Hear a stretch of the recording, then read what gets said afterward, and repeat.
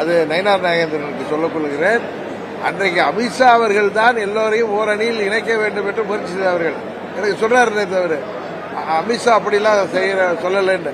அமித்ஷா அவர்கள் அந்த முயற்சி எடுத்தார்கள். அது தெரியும். இங்க யார் எனக்காக பேசியது அப்பதான் நயினார் நாகேந்திரனுக்கு செலக்டிவ் அம்னீசியாவா இல்ல தூக்கத்தில் இருந்தாரான்னு தெரியாது.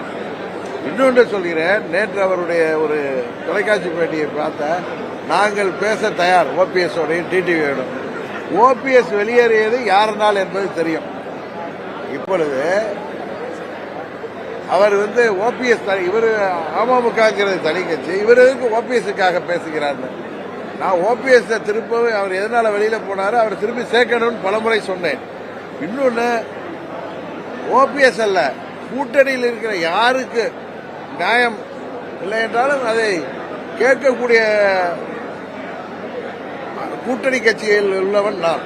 இன்னொன்னு நான் யாருக்காகவும் எதற்காக இந்த சமரசம் செய்து கொள்ள மாட்டேன். எங்கள் தொண்டர்கள் எங்கள் நிர்வாகிகள் விருப்பம் தான்.